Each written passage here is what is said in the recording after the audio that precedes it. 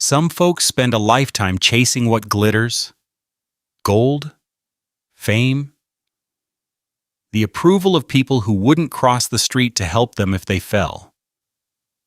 But every now and then, you hear a story about someone who found treasure in the very thing others threw away. This is one of those stories. It happened in Colorado Territory. Back in June of 1883, when a man with $75 to his name walked into a land office and did something that made the whole town laugh. They called him a fool. They were wrong. Sometimes the best things in life come disguised as mistakes. And sometimes, the person everybody overlooks turns out to be exactly who you've been waiting for: $75. Every coin and crumpled bill Elias Stone owned in this world, spread across the clerk's oak desk like a dead man's last confession. The clerk's pen stopped moving. Behind Elias, a chair scraped the floor. Then another. Boots shuffled closer. He didn't turn around. The Holbrook parcel. The clerk's voice pitched high. "Mister, 3 men already tried that land. 3 men quit." "I ain't them." Laughter erupted. Not one man. Not 2. The whole room. "Lord have mercy." Someone slapped a knee. "Old fool's burying his money in a graveyard." Elias picked up the pen. The nib scratched across paper. His hand didn't shake.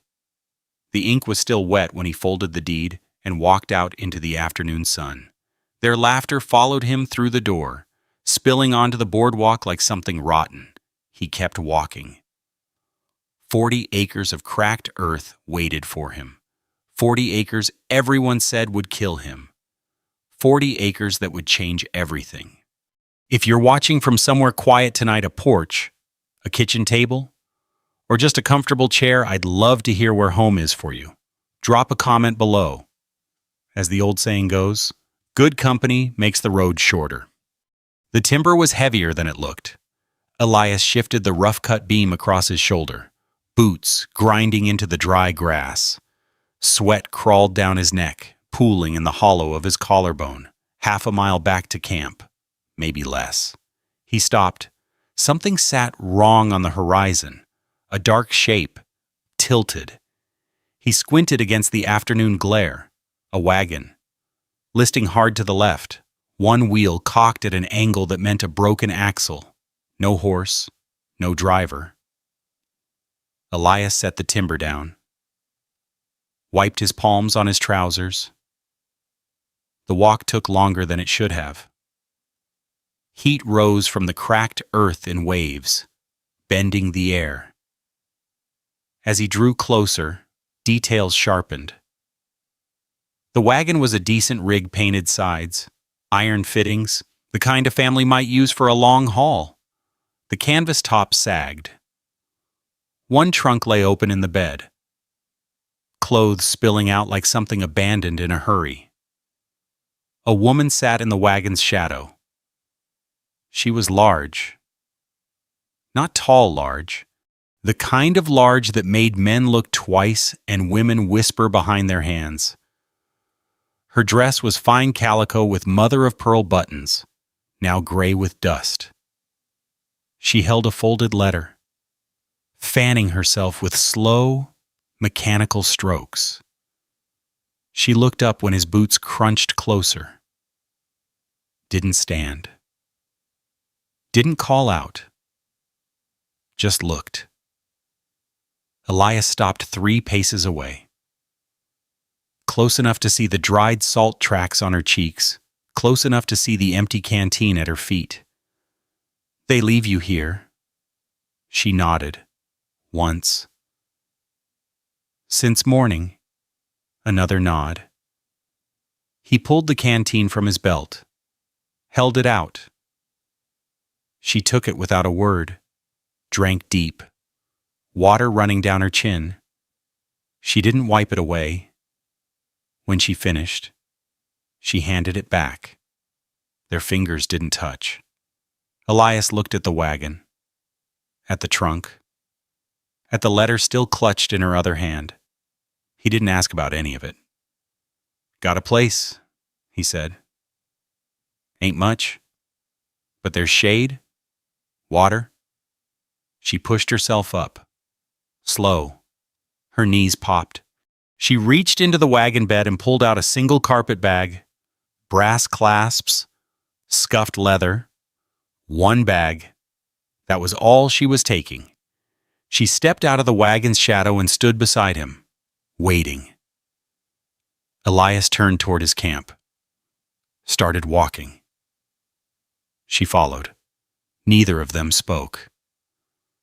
The only sound was their boots on dead grass, and the question Elias couldn't stop turning over in his mind: what kind of people left a woman alone in the middle of nowhere, with nothing but a letter and an empty canteen? Light sliced through the gap in the canvas. Clara opened her eyes. For a moment, she didn't know where she was. The smell hit first wood smoke, earth, something cooking, then the sounds. Metal striking dirt. A steady rhythm. Dig, lift, dump, dig, lift, dump. She pushed herself up on one elbow. Her back ached from the hard ground. Her dress was wrinkled, sweat stiff from yesterday's walk. The carpet bag sat where she'd dropped it, brass clasps catching the morning light. The lean-to was barely a shelter. 4 posts. Canvas stretched across the top. Open on 3 sides.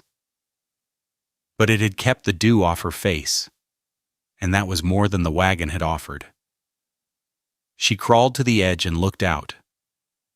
Elias Stone stood 30 yards away, driving a post-hole digger into the cracked earth. His shirt was dark with sweat between the shoulder blades. He didn't look back, didn't check on her. Just kept working. Dig, lift, dump. Near the fire pit, an enamel coffee pot sat on a flat stone, close enough to the coals to stay warm. A tin cup waited beside it. Clara stared at the cup for a long moment. Then she stood, brushed the dust from her skirt, and walked toward the fire. The coffee was bitter and strong. She drank it standing up, watching him work. He never turned around. When the cup was empty, she set it down, wiped her mouth with the back of her hand, walked toward him. He heard her coming.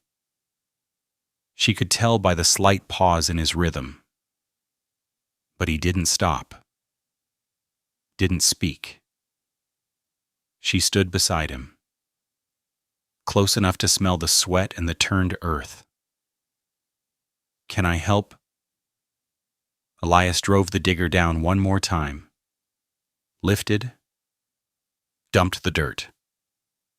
Then he straightened, pulled a hemp rope from the pile of supplies near the post, and handed her a wooden bucket.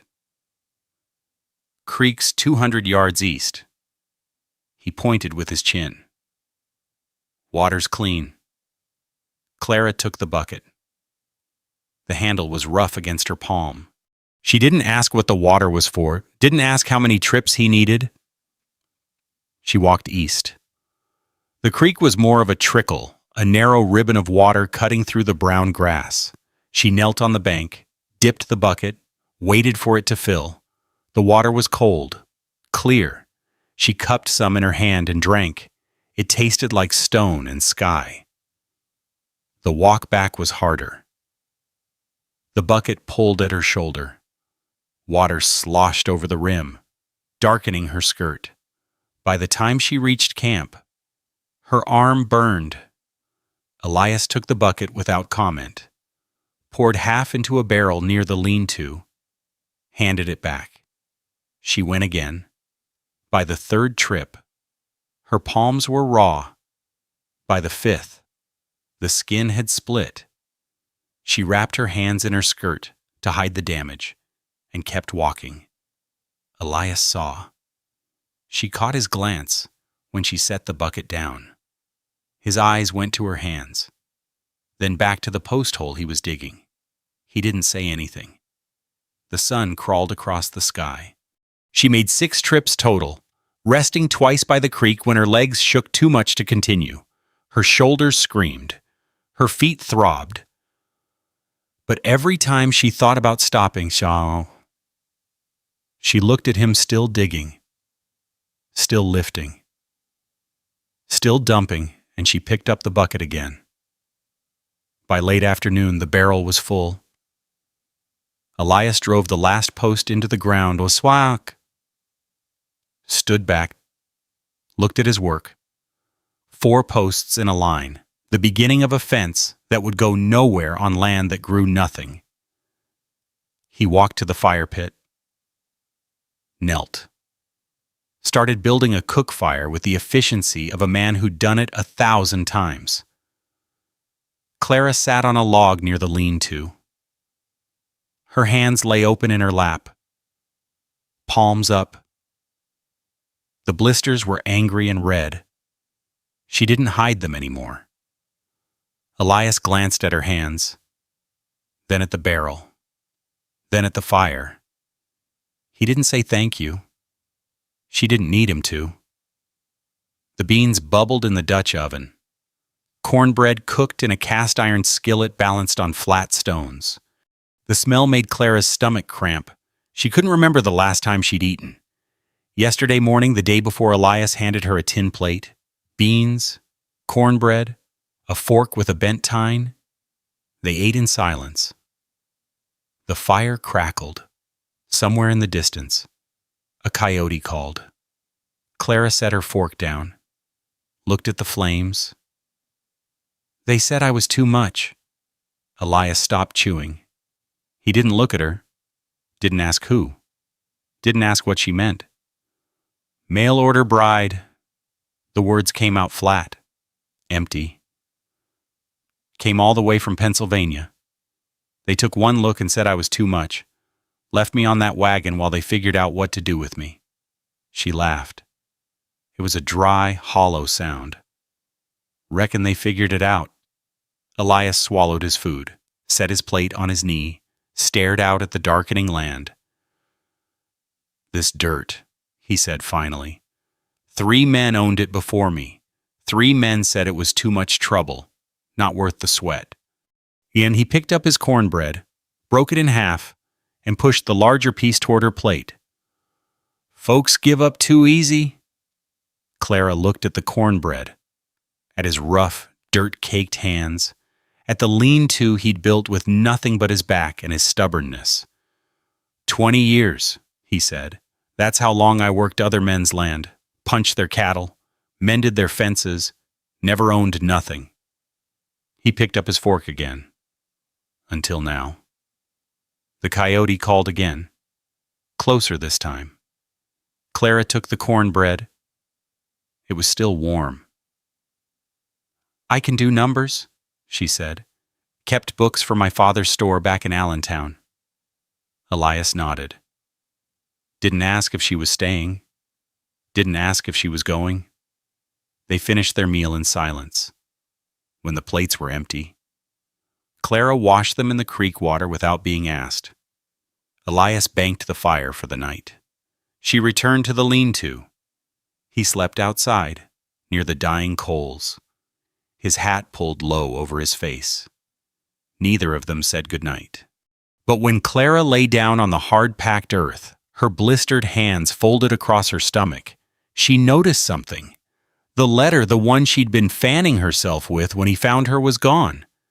She'd left it in the wagon, and she didn't want it back.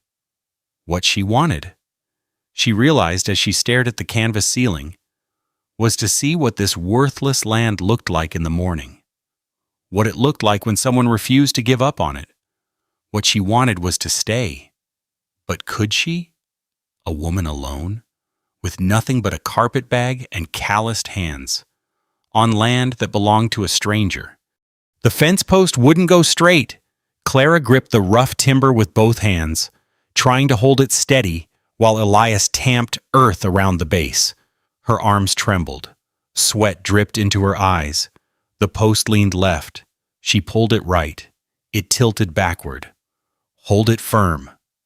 Elias's voice was flat, not irritated, just stating fact. She gritted her teeth and locked her elbows. The muscles in her shoulders burned. The post held. Elias packed the last of the dirt around the base, stepped back, squinted. The post leaned about 3 degrees to the left. Good enough, he said. Clara let go. Her arms dropped to her sides like dead weight. She stared at the crooked post, the 7th they'd set that week, and something bubbled up in her chest. A laugh. Small at first, then bigger. She pressed her hand over her mouth, but it escaped anyway. Elias looked at her. His weathered face showed nothing. It's crooked, she said between gasps. Every single one. They're all crooked. He turned back to the fence line, studied it.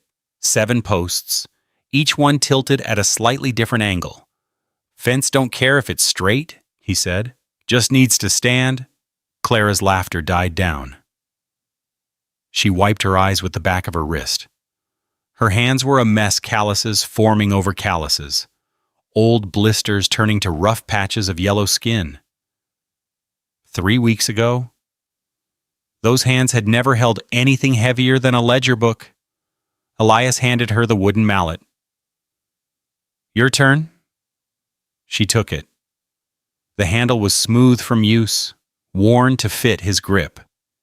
It felt foreign in her palm. Set the next one yourself. I'll hold.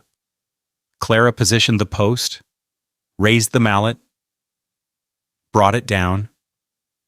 The impact jolted up her arms. The post barely moved. She swung again, harder. The mallet glanced off the side, and the momentum carried her forward. She stumbled, caught herself, and the mallet came down on her left thumb. Damn! She dropped the tool, cradled her hand against her chest. The thumbnail was already purpling. Elias didn't move, didn't rush to help, didn't laugh. Happens to everybody, he said. Clara looked at her throbbing thumb, at the mallet lying in the dirt, at the post that still wasn't set. She picked up the mallet, swung again. This time, the post drove 2 inches into the ground. The town of Ridgeline smelled like horse manure and tobacco smoke. Clara walked half a step behind Elias as they crossed the main street. Her clean dress, the only other one she owned, felt tight across her shoulders. She'd lost weight in the past 3 weeks. But not enough. Never enough. People stared. She kept her eyes forward, chin level, hands folded in front of her. A woman in a blue bonnet leaned toward her companion and whispered something behind her gloved hand. The companion laughed, high and sharp, like a crow. Elias pushed open the door to the general store. A bell jangled overhead. The clerk looked up from his ledger. His eyes went to Elias first, then slid to Clara. His mouth curled at one corner. Mr. Stone. He set down his pen. See you got yourself some company? Elias walked to the counter, set a list on the wood. Wire, seed, how much? The clerk picked up the list, made a show of reading it slowly. Planting season's near over. Might be wasting your money. How much? Soil out there's no good for you. How much? The clerk's smile thinned. He named a price. Elias counted out the coins without haggling. The clerk swept them into his palm and disappeared into the back room. Clara stood by the pickle barrel. She could feel eyes on her from the 2 men near the window, could hear their low muttering. The words weren't clear, but the tone was, She'd heard that tone her whole life. Elias appeared beside her. Which seeds? She blinked. What? He held out the Montgomery Ward catalog, open to a page of vegetable illustrations. You kept books. You know numbers. Which ones grow fastest? Which ones sell? Clara stared at the page. Beans, squash, corn, turnips. Turnips? Her voice came out steadier than she expected. They're hardy. Don't need much water. And beans, they put nitrogen back in the soil. Helps whatever comes next. Elias nodded. Turned back to the counter just as the clerk emerged with 2 spools of barbed wire. Add turnip seed and pole beans? The clerk raised an eyebrow. That land ain't gonna... Just add them. More coins on the counter. The clerk took them, said nothing else. They loaded the supplies into the small handcart Elias had borrowed from a neighboring rancher. Clara lifted the wire spools. They were heavier than they looked. She didn't ask for help. As they walked out of town, she heard it clearly this time. A man's voice. Carrying across the street, Fool and his fat woman. Reckon they deserve each other. Clara's step faltered, just for a moment. Elias kept walking. Didn't turn. Didn't acknowledge. But his voice came low and steady. Man who said that lost his ranch last year. Couldn't make payments. Lives in a boarding house now. Clara looked at him. He was staring straight ahead, pulling the cart. Folks talk, he said. Don't mean they know anything.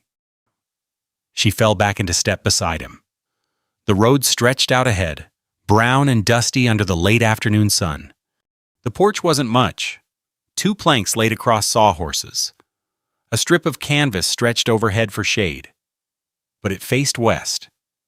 And when the sun went down, the sky turned colors Clara had never seen in Pennsylvania. Orange and pink and purple. Bleeding into each other like watercolors left in the rain. She sat with her back against the lean-to's center post. Elias sat on an upturned crate, whittling something small from a piece of pine. The knife moved in short, precise strokes. Shavings curled onto the ground near his boots. Coffee steamed in the tin cups between them. Clara wrapped her hands around hers, feeling the warmth seep into her calloused palms. The cottonwood stood black against the fading sky. Its branches reached upward like arms stretched toward something unseen. That tree, Clara said. How'd it survive out here? Everything else is dead. Elias didn't look up from his whittling. Roots. Roots? Goes deeper than the others. Found water everyone else missed. He blew a shaving off the wood. Most trees quit when the ground gets hard. That one kept digging. Clara watched the branches sway in the evening breeze. Somewhere out in the darkness, a cricket started up. Like people, she said. Elias's knife paused. Just for a second. Then it resumed its steady rhythm. He didn't say anything, but he nodded. Once.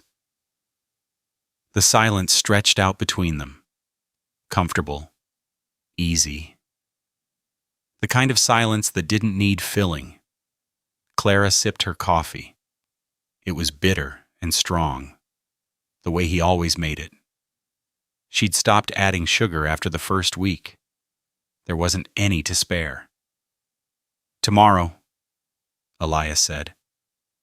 We start on the well. Clara set down her cup. The creek's not that far. Far enough. And come summer, it'll run low.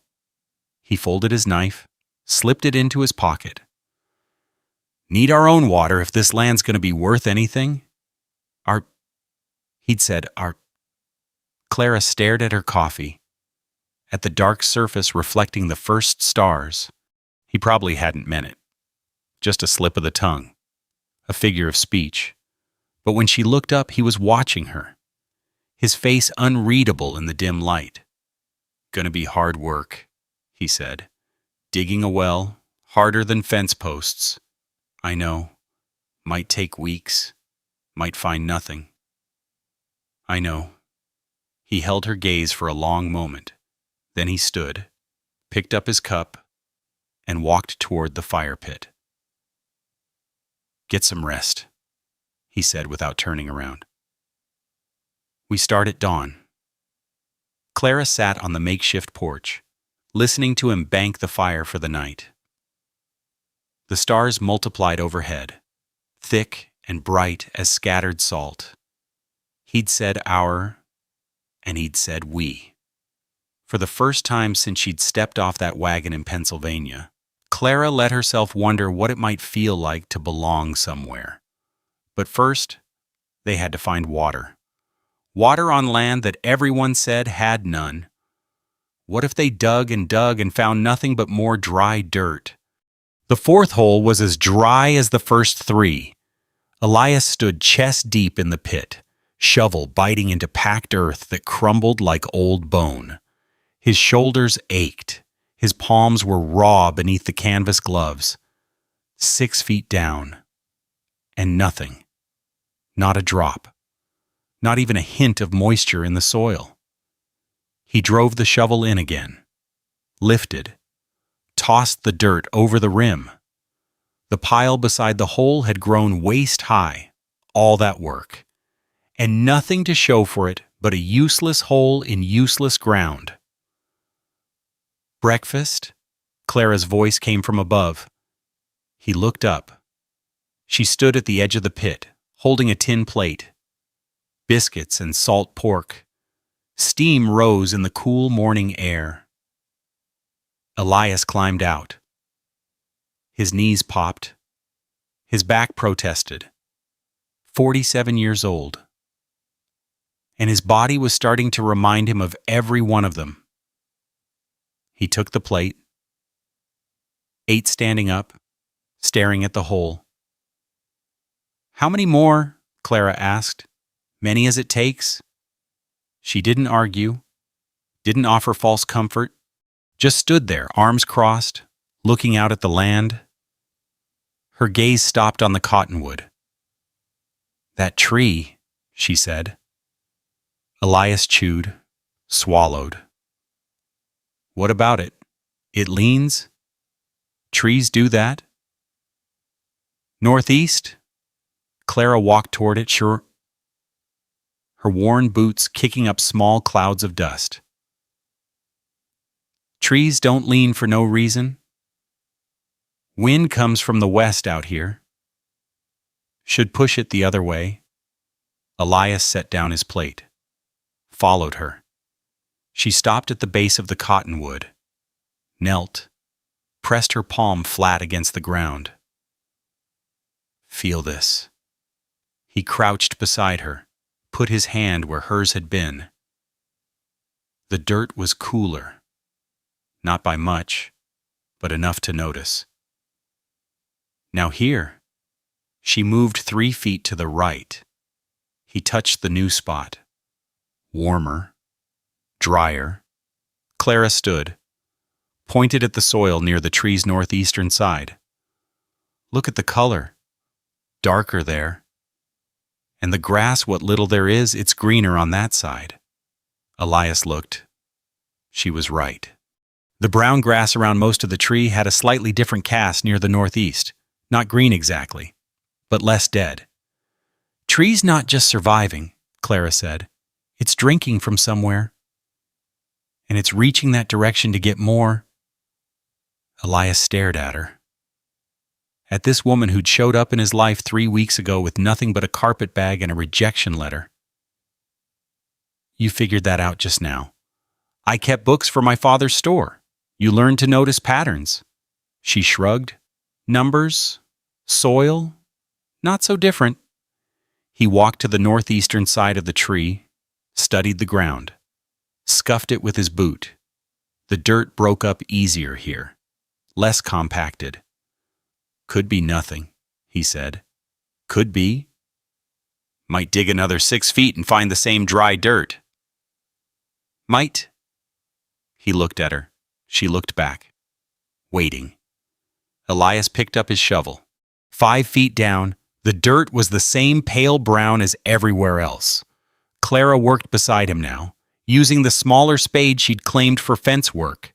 The hole was wider than the others, wide enough for both of them to dig side by side. Dirt flew over the rim in steady rhythm. Neither of them spoke. 6 feet. Elias's shovel struck something hard. A rock. He pried it loose, tossed it up and out, kept digging. 7 feet. His arms were lead. His shirt was soaked through. Clara's face was streaked with dirt and sweat, her hair escaping its pins and damp curls. The soil was still dry. Maybe I was wrong. Her voice was hoarse. Maybe. Dig. She dug. 7.5 feet. Elias's shovel bit into the earth and came up with a different sound. Not the dry scrape of packed dirt. Something softer. Wetter. He froze. Dropped to his knees. Scooped a handful of soil. Squeezed it. Moisture seeped between his fingers. Clara. She was beside him instantly. Her hands plunged into the dirt. She pulled up a fistful. Dark. Almost black. Water dripped from it. Slow but steady. Keep going, Elias said. They abandoned the shovels, used their hands, clawing at the wet earth like animals. 8 feet down. The soil turned to mud. Cold water pooled around their boots, seeped up through the ground. Elias stopped, sat back on his heels, stared at the water rising around his ankles. Well, I'll be... Clara made a sound. He turned to look at her. She was laughing. Not the tight, bitter laugh he'd heard that first night by the fire. This was different, deep, real. It shook her whole body. She pressed her muddy hands to her face and laughed until tears cut tracks through the dirt on her cheeks. Elias watched her. This woman covered in mud, standing in a hole in the middle of nowhere, laughing like she'd just won something precious. Maybe she had. They sat on the edge of the well as the sun dropped toward the horizon. The water had risen another 6 inches since they'd stopped digging. It was brown at first, cloudy with disturbed silt.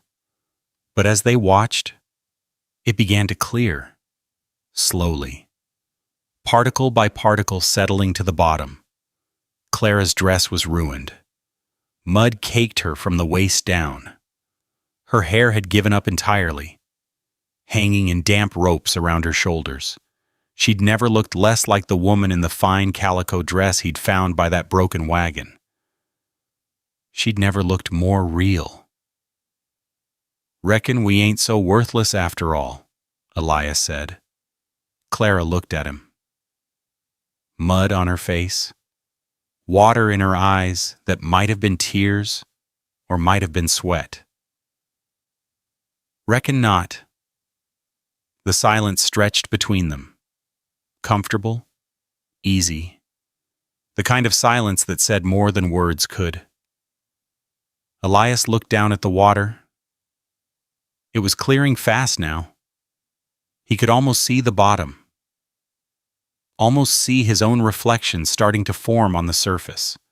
Gonna need to line it, he said. Stones, wood, keep the walls from caving in. I saw flat stones near the creek, good size. Take us a week to haul enough. Then we start tomorrow. He looked at her. She looked back, steady. Certain. Something moved in his chest. Something he hadn't felt in a long time. Maybe ever. He didn't name it. Didn't want to. Names made things real. And real things could be lost. Instead, Shums, he stood, offered her his hand. She took it. Her palm was rough against his, calloused, strong. He pulled her to her feet. She stumbled slightly, tired muscles protesting. And for a moment she was close enough to smell the sweat and the mud and something underneath, something that was just her. Then she stepped back, let go of his hand. "I'll start dinner," she said. "I'll clean up here." She walked toward the lean-to. He watched her go. The way she moved different now than when she'd first arrived, less careful, more sure. The water in the well caught the last of the sunlight, orange and gold rippling across its surface. They'd found water. On land everyone said was dead. In a place everyone said was worthless. Maybe those people didn't know everything. Maybe they didn't know anything at all. The sound of hooves came at mid-morning. Clara was hanging laundry on the fence-lined shirts and trousers and the one good dress she'd been trying to save when she heard it. Distant at first, then closer. She shaded her eyes against the sun. A carriage, black and polished. 2 horses in matching harness. The kind of rig that had no business on a dirt track in the middle of nowhere. Clara's hands stopped moving. The wet shirt dripped onto her boots. She knew that carriage. She knew the man sitting in it. Harold Weston pulled the horses to a stop 30 feet from where she stood. He was dressed the way she remembered: silk vest, gold watch chain, the easy confidence of a man who'd never been told no in his life. He smiled. "Clara." He stepped down from the carriage, brushing dust from his sleeve. "I've been looking everywhere for you." Clara's fingers went cold. The wet shirt slipped from her hands, fell into the dirt. Harold walked toward her, his polished boots leaving perfect prints in the dust. Behind him, the carriage gleamed in the morning sun, black lacquer, brass fittings, everything clean and expensive and wrong against the brown landscape. "You're looking well," he said. His eyes moved over her, the faded work dress, the rough hands, the hair pinned up in a hasty knot. His smile didn't waver. "Considering." Clara's throat tightened. Words stuck there like dry bread. "I must say, you were difficult to find." Harold stopped 3 feet away, close enough for her to smell his cologne. Bay rum and something floral. The same scent from that day in his mother's parlor. "The driver who abandoned you was unhelpful. But I heard rumors in Ridgeline about the fool and his fat woman on the dead land. Money has a way of loosening tongues." The sound of a shovel striking earth stopped. Clara turned her head. Elias stood by the well, 50 yards away. He held the shovel loosely in one hand, watching. Harold followed her gaze. His smile thinned slightly. "Ah, your rescuer." He raised his voice, the way men did when addressing servants. "My good man, I appreciate you looking after Miss Mabry. I'm prepared to compensate you for any inconvenience she may have caused." Elias didn't move, didn't speak. Harold's smile flickered. He wasn't used to being ignored. Clara remembered that about him, the way his jaw tightened when things didn't go as expected. The way his eyes went flat. He turned back to her. The charm returned, smooth as butter. "Clara, we need to talk. Privately." "Say what you came to say." Harold's eyebrows rose. "Here in the dirt." "Here." A pause. Harold glanced at Elias again, then shrugged. "Very well. Mother was hasty. In her judgment. We've discussed it, and we agree that perhaps we acted without full consideration of the circumstances." Clara waited. Her hands hung at her sides. She could feel the calluses pressing against her palms. "The wedding can still proceed," Harold said. "We can forget this unfortunate episode. Put it behind us." "Forget?" "Yes." He smiled again. "Practiced? Perfect. You come back with me. We announce a brief delay due to travel complications. No one needs to know the details." Clara looked at him. At the silk vest, the gold watch chain, the soft hands that had never held a shovel or pulled a bucket from a well. "Your mother called me a sow." Harold's smile froze. "Clara." "She said it to my face. In front of the servants. In front of you." Clara's voice was steady, flat. "She said I was too fat to fit through her front door, that I'd break her furniture, that her son deserved better than a Pennsylvania pig. She was upset. The journey was long, and you arrived looking travel-worn. First impressions can be, you stood there." Harold stopped talking. "You stood right there, next to the settee with the blue cushions, and you didn't say one word." Clara's hands curled into fists. "Then you put me back on that wagon and told the driver to wait while you figured out what to do with me. I was trying to calm the situation. You left me there for a whole day. No food, no water. Then you paid the driver to take me somewhere anywhere and disappear." Harold's mask slipped, just for a moment. The charm drained from his face, leaving something harder underneath. Something impatient. "What did you expect me to do? My mother was hysterical. You have to understand the position I was in." "I understand it perfectly." Silence. The wind picked up, carrying dust across the yard. A strand of hair blew across Clara's face. She didn't push it away. Harold smoothed the front of his vest, reset his features. When he spoke again, his voice had a different edge, businesslike. "Let me be direct. Your father's store has expanded. His shipping contracts with the Weston Trading Company represent significant mutual interests. A marriage between our families would cement those interests. Mother recognizes this now. She's prepared to be more accommodating." Clara stared at him. "You want to marry me for my father's shipping routes?" "I want to marry you because it makes sense for everyone involved. You get security. Your father gets preferential contracts. My family gets a pig." Harold's jaw tightened. "I'm offering you a life, Clara, a real life, not—" He gestured at the lean-to, the crooked fence, the endless brown grass. "This, whatever this is a home. This is dirt. This is poverty. This is a failed man's failed land." Harold stepped closer. His cologne was thick now, cloying. "Come back with me. I'll forget the last month ever happened. We'll start fresh." Clara looked past him. Elias still stood by the well, motionless, waiting.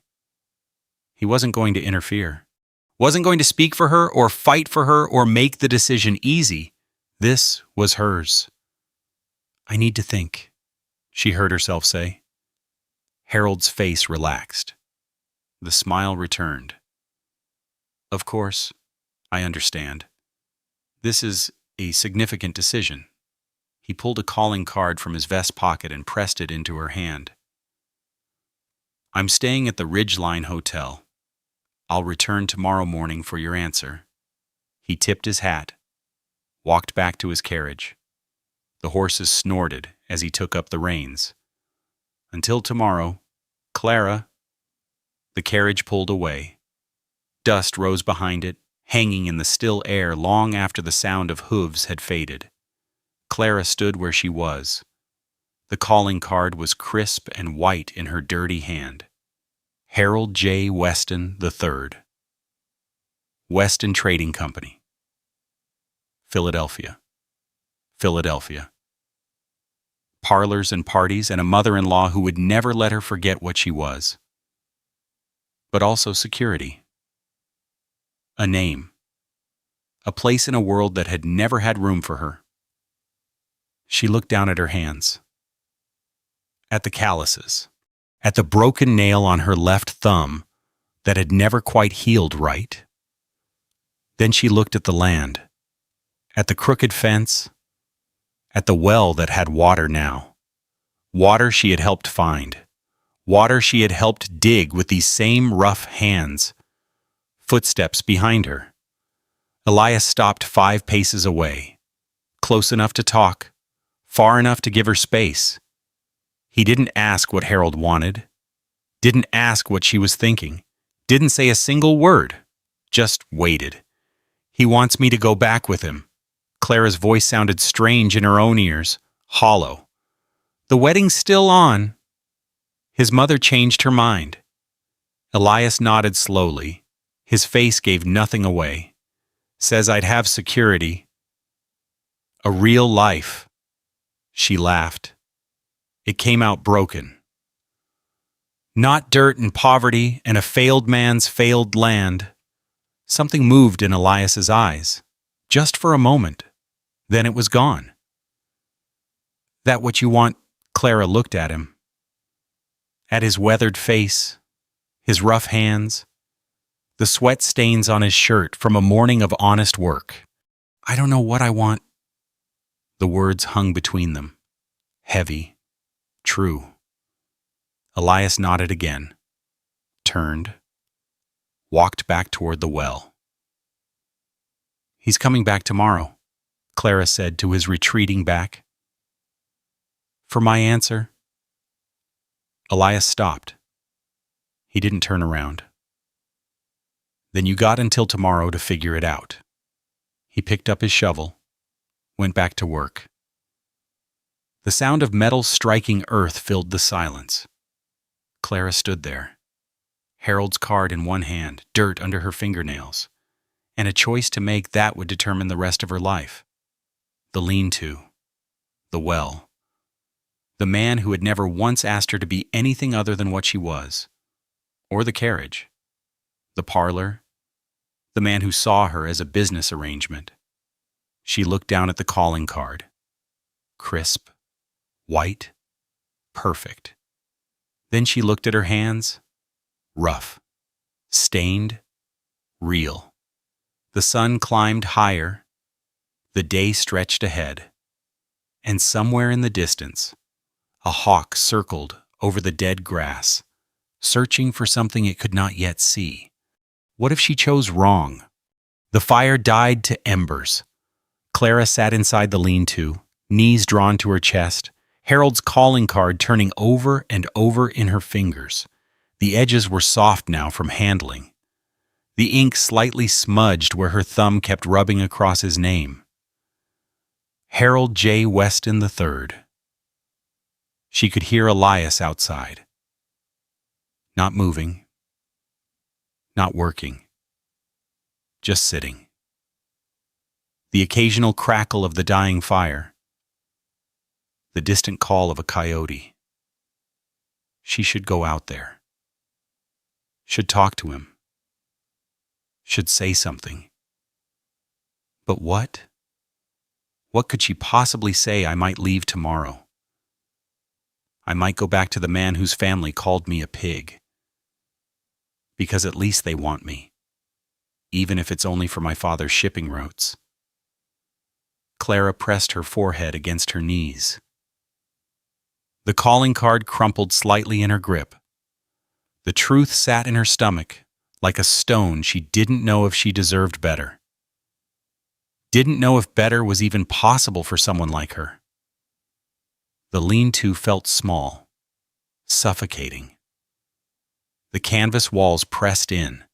The smell of her own sweat, days of work, of digging, of hauling, filled her nose. She needed air. She needed to move. She pushed herself up, stepped outside. The night was cool. Stars scattered across the black sky like spilled salt. Elias sat on his upturned crate by the fire pit, a piece of wood in his hands. He wasn't whittling, just holding it, staring at nothing. Clara walked past him, toward the well. She didn't know why. Just needed somewhere to go that wasn't the lean-to. Somewhere she could breathe. The well was a dark circle in the ground. The wooden frame they'd started building around it cast strange shadows in the starlight. Clara sat on the edge, feet dangling over the water below. She could smell it. The wet earth, the stone, the promise of something living under all that dead ground. They'd found this together, she and Elias. They'd dug through 8 feet of dirt and rock and doubt, and they'd found water. And now she was thinking about leaving. The thought made her sick. But the other thought, the one where she stayed, where she let herself believe this could be real, that one scared her more. Because what if it wasn't real? What if she stayed? And he woke up one morning and saw her the way the Westons had seen her, the way everyone saw her. Too much, too big, too broken to love. Footsteps behind her, slow, deliberate. Elias sat down on the opposite side of the well frame, close enough to talk, far enough to give her room. Neither of them spoke.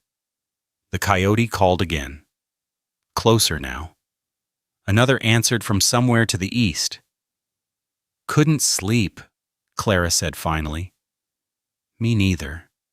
Silence. Clara looked down at the calling card still crumpled in her hand. She smoothed it against her knee. The paper was warm from her grip. "He wants to marry me for business." The words came out flat, factual. "My father's store has contracts with his family's company. A marriage would cement things." Elias didn't respond. She couldn't see his face in the dark. "His mother called me a sow." Clara's voice cracked.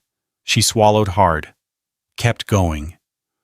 Right there in her parlor, with the servants watching, with Harold standing 3 feet away. She said I was too fat to fit through her front door. Said I'd break her furniture. Said her son deserved better than a Pennsylvania pig.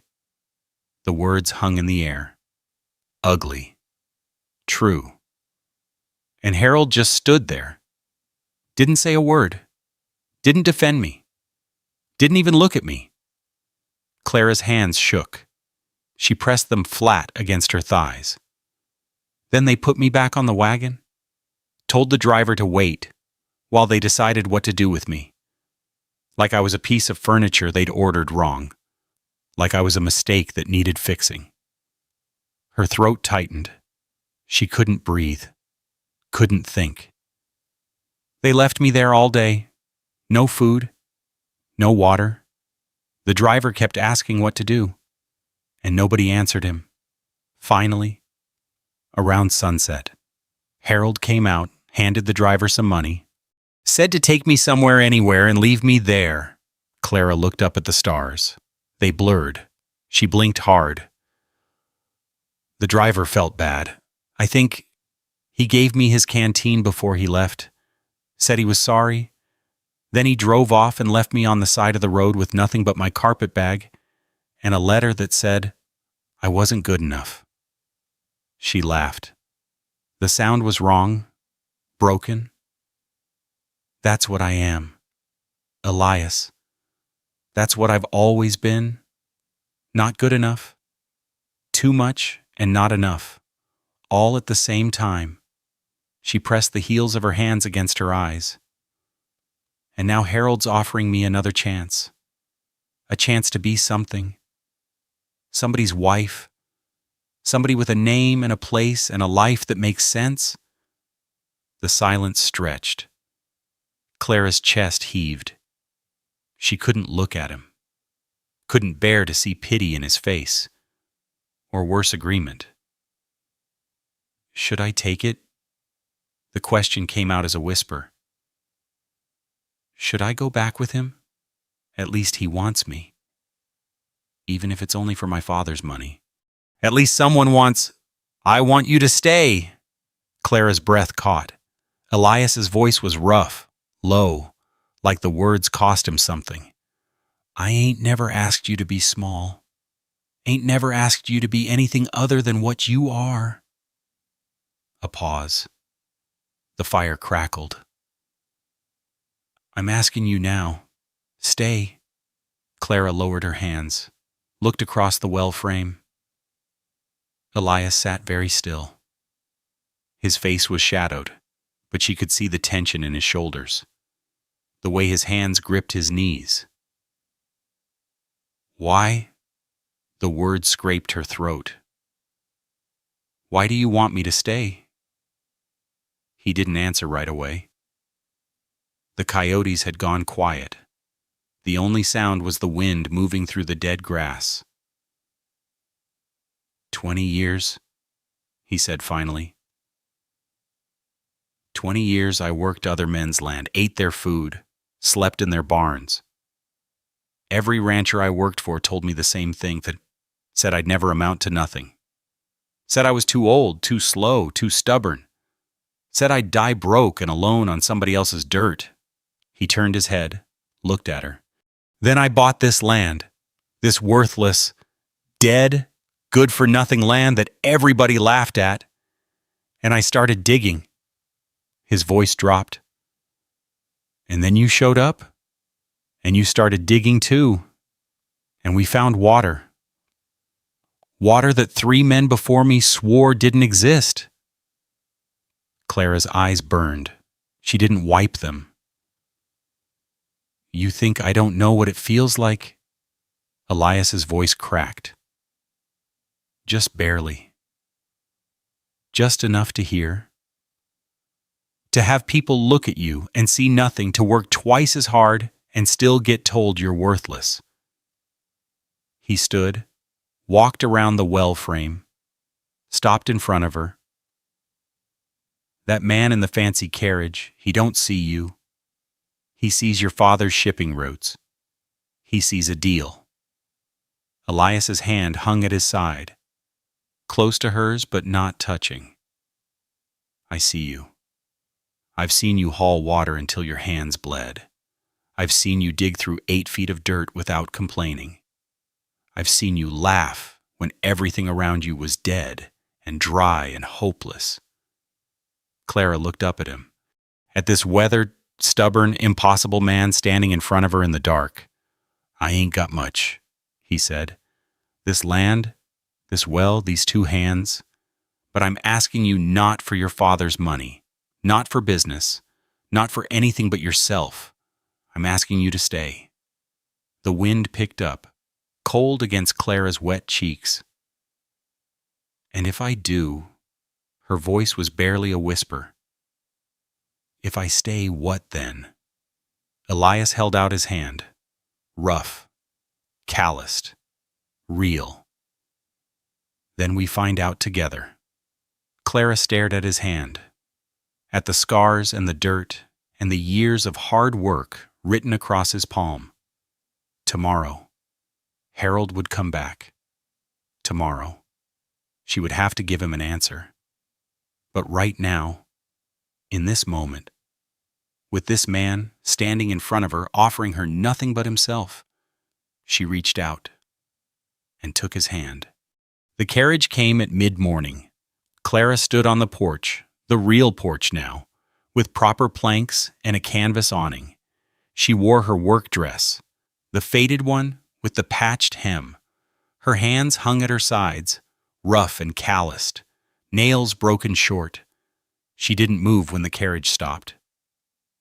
Didn't smooth her hair, didn't adjust her dress. Harold stepped down. His boots were polished. His vest was silk. His smile was perfect. Clara. He walked toward her, confidence in every step. I trust you've had time to consider my offer. I have. Excellent. He reached the porch steps, looked up at her. The carriage is comfortable. We can be in Ridgeline by noon and on a train east by tomorrow. Clara looked at him. At the gold watch chain, the manicured hands, the easy assumption that she would come. I ain't going nowhere. Harold's smile flickered. I'm sorry. I said no.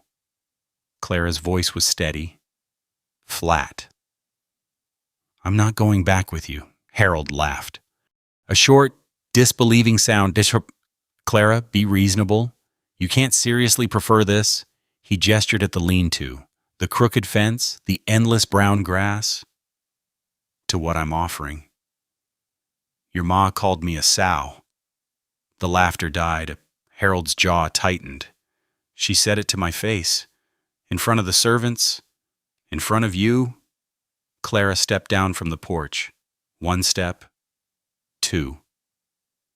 You stood there, right next to the settee with the blue cushions, and you didn't say one word. That was a misunderstanding. You left me on that wagon all day. Another step. She was on level ground now, eye to eye.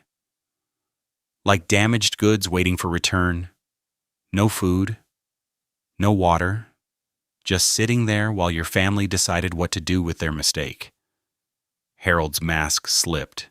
His eyes went hard. You don't understand, he said. My mother is a difficult woman. I had to manage the situation. I understand just fine. Clara pointed toward the well. I dug that 8 feet down with my own hands. I mended that fence. I hauled water until my palms bled and my shoulders screamed. She held up her hands, showed him the calluses, the scars. What's your family built? What have you ever built with your own 2 hands? Harold stared at her rough palms like they were something diseased. You've changed. His voice was cold now, the charm stripped away. The Clara I knew would never speak to me this way. The Clara you knew was too scared to speak at all? Clara lowered her hands. That Clara sat in your mother's parlor and let herself be called a pig. Let herself be thrown away like garbage. That Clara is gone. Is she? Harold stepped closer. His cologne was thick, suffocating. Let me tell you something about the real world. Clara, you think this man... He jerked his chin toward where Elias stood by the well, watching. It can't come. You think he's going to save you. Look around. This land is worthless. He's worthless. And in 6 months, when the money runs out and the well dries up, you'll be begging me to take you back. Clara didn't flinch, didn't step away. Maybe, Harold blinked. What? Maybe the well will dry up. Maybe the money will run out. Maybe everything you're saying is true. Clara's voice was quiet now, steady. But I'd rather fail here, on my own terms, than succeed in your mother's parlor on my knees. Harold's face reddened. His hands curled into fists at his sides. You'll regret this. His voice shook with something ugly. You'll be ruined. No decent family will have you. No decent man will look at you. You'll be nothing. Less than nothing. Clara looked at him. At this man she'd traveled 1,000 miles to marry. This man who saw her as a business arrangement, a shipping route, a means to an end. Already been ruined, she shrugged. Can't do it twice. Harold's mouth opened, closed, opened again. For a moment, just a moment, something flickered across his face. Something that might have been shame, might have been recognition. His eyes dropped to her rough hands, to the dirt under her nails, to the woman standing in front of him who wasn't the same woman he'd abandoned on that wagon. His throat worked. He swallowed hard. I should have said something. That day. In the parlor. Clara waited. Mother was wrong. The thing she said. Harold's voice faltered. For the first time, he sounded like something other than a businessman. I knew they were wrong. I just didn't know how to... He trailed off. Looked away. His jaw clenched and unclenched. Clara watched him struggle with something decency. Maybe, or guilt, or just the uncomfortable realization that he'd done something that couldn't be fixed with money or charm. Go home. Harold. He looked up. His eyes were different now. Smaller. Less certain. I'm not going to forgive you, Clara said. What you did, what your family did, I won't forget it. Ever. She paused. But I don't wish you ill. I just want you to leave. Harold stood there for a long moment. The wind picked up, tugging at his silk vest, blowing dust across his polished boots. Then he nodded. Once, slowly. I hope you find what you're looking for, Clara. His voice was quiet, almost human. I truly do. He turned, we walked back to his carriage, climbed up onto the seat, took the reins. The carriage pulled away. The horses kicked up dust. Clara watched until it was nothing but a dark speck on the horizon. Then it was gone. The silence that followed was enormous. The wind, the distant call of a hawk, the creak of the well frame, footsteps behind her, slow, deliberate. Elias stopped at her shoulder, close enough to touch. He didn't. You sure? Clara turned to look at him, at his weathered face, his rough hands, the man who had never once asked her to be anything other than what she was. Never been more sure. Elias held her gaze for a long moment. Then he reached into his back pocket and pulled out the wooden bucket, extended it toward her. Water needs hauling. Clara stared at the bucket, at his calloused hand, at the simple, ordinary offer of work to be done. She laughed. A real laugh. The first one in weeks that didn't hurt. You're something else. Elias Stone. So I've been told. She took the bucket.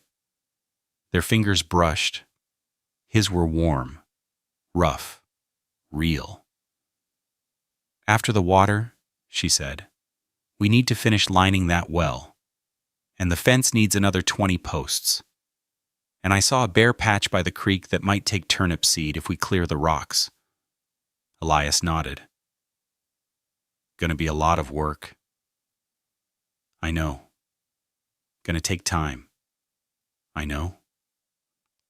Might be years before this land looks like anything. Clara looked out at the brown grass, the crooked fence, the single cottonwood reaching toward the sky. Then we better get started.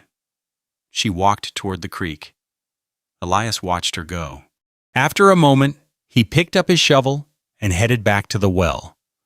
The sun climbed higher, the wind died down, and somewhere in the distance, the hawk circled once more, then flew north toward the mountains.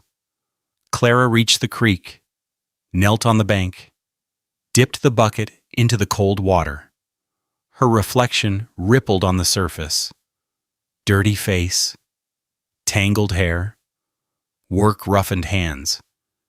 She smiled at the woman looking back at her. Not too much, not too little. Just right. 4 months passed. The well had a proper stone lining now. The fence stretched 300 posts long. The lean-to had grown into something that almost resembled a cabin one room, but with walls that kept out the wind and a door that latched shut. Clara stood on the porch, watching the sunrise paint the sky in shades of orange and pink. Coffee steamed in the tin cup, warming her hands. Behind her, she could hear Elias moving around inside. The familiar sounds of morning routine.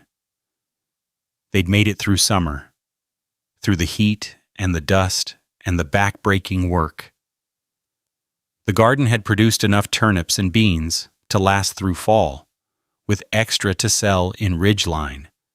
The well had held steady, drawing ranchers from miles around who needed water for their herds. Word had spread about the fool who'd bought the dead land, about the fat woman who'd stayed, about the water nobody believed was there.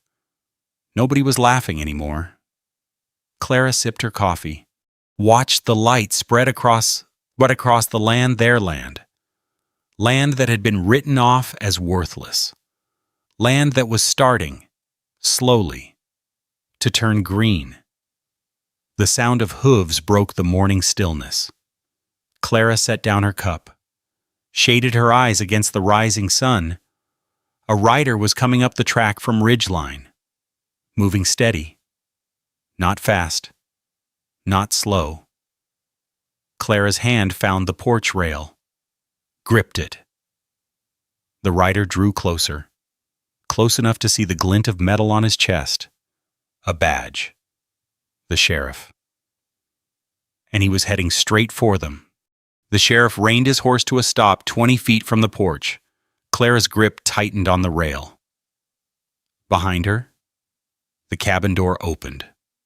Elias stepped out, wiping his hands on a rag. The sheriff was an older man, gray mustache, sun-weathered face, the kind of face that had seen too much and expected the worst. He looked at Clara, then at Elias, then at the well, the fence. The garden rose just starting to show green. Mr. Stone, Elias nodded, didn't move from the porch. Name's Burl, sheriff out of Ridgeline. He shifted in his saddle. Got a situation? Wondering if you might help. Clara's breath caught. Not trouble. A request. What kind of situation? Elias asked. Drought. Burl took off his hat, turned it in his hands. Creeks are running low all over the territory. Springs drying up. Ranchers are losing cattle left and right. He looked at the well. Word is you found water out here. Good water. Plenty of it. Elias glanced at Clara. She gave a small nod. We did? He said. Harlan McBride sent me. He's got 300 head that need watering, willing to pay fair price. Burl put his hat back on. Other ranchers, too. Folks are desperate. Mr. Stone, some of them same folks who laughed when you bought this place. Clara watched Elias's face, watched the way his jaw tightened at the mention of the laughter, the mockery. All those men in the land office who'd called him a fool. He could turn them away, could let them watch their cattle die while his well kept flowing. Nobody would blame him. 2 bits ahead, Elias said. That's fair. Burl's shoulders dropped, relief plain on his weathered face. I'll tell McBride. He'll have his herd here by tomorrow. The sheriff gathered his reins. Thank you, Mr. Stone.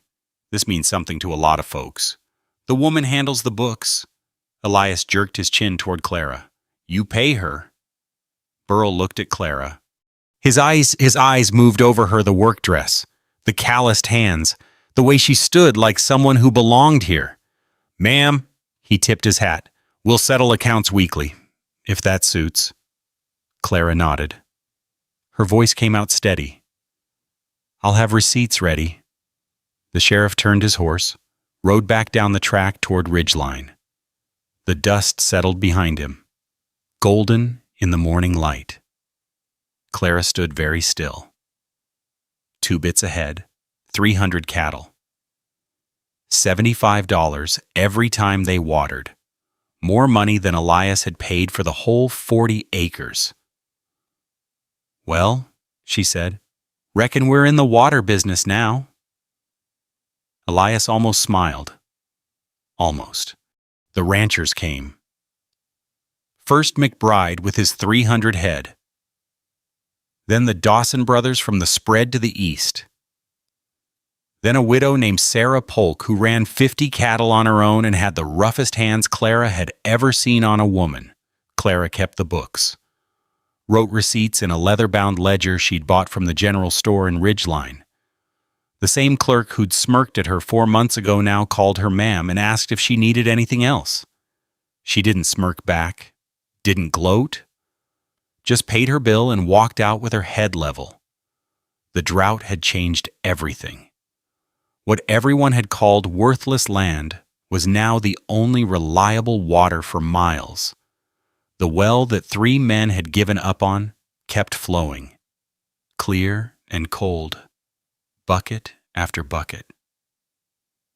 "Gonna need a bigger barrel," Elias said one evening, watching the sun go down. "Gonna need a bigger porch," Clara said. He looked at her. She looked at him. Something passed between them, not words, just understanding. They were building something real. The letter came in late October. Clara was sitting on the porch, the real porch now, with a proper roof and 2 rocking chairs Elias had built himself when the mail rider came up the track. He handed her an envelope with a Pennsylvania postmark. Her father's handwriting. She opened it with trembling fingers. "Dear Clara, I received your letter. I read it 3 times.